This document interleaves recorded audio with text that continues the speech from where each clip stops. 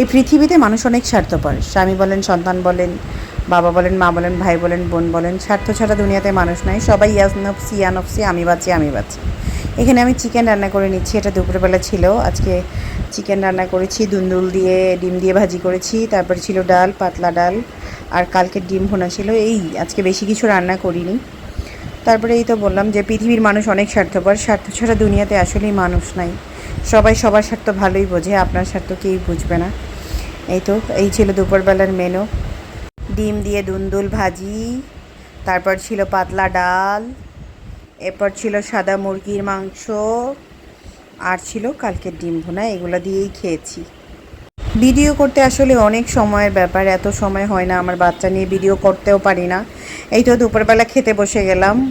এই ছিল দুন্দুল দিয়ে ডিম দিয়ে ভাজি। আমি একটু ভাতের সাথে দুন্দুল আর ডিম ভাজিটা মিক্স করে নিলাম। আমি সবসময় ট্রাই করি তরকারি আর ভাজি সব কিছুর মধ্যে আস্তে আস্তে কাঁচামরিচ দিতে, তাহলে আমার ডোলে খেতে সুবিধা হয়, কারণ এই বাসায় কেউ ঝাল খায় না, আমি একাই খাই। তো তারপরে একটু ডিম দিয়ে মাখিয়ে মাখিয়ে খেয়ে নিলাম। আমার হাজব্যান্ড ওইদিকে মুরগির মাংস দিয়ে খাচ্ছে, কারণ ও অন্য কোনো কিছু খায় না, ও মুরগি আর ডাল এইগুলো দিয়ে খাচ্ছে।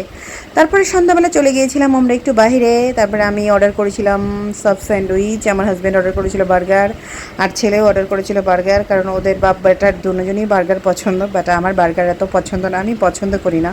আমার হাজব্যান্ড কেমন হাম হুম করে খাচ্ছে। তো যাই হোক, বাবা ছেলে গল্প করতেছে আর খাচ্ছে, আর আমি একটু সাইড দিয়ে ভিডিও করছিলাম। আচ্ছা, আমার বাচ্চাকে দেখে সবাই মাশাল্লাহ অবশ্যই বলবেন, মাশাল্লাহ বলতে ভুলবেন না, না হলে নজর লেগে যায় বাচ্চাদের। তো যাই হোক, এই ছিল আমার আজকের মতো ভিডিও। সবাই ভালো থাকবেন, সুস্থ থাকবেন, আর আমার ভিডিও ভালো লাগলে লাইক কমেন্ট করবেন। আল্লাহ হাফেজ।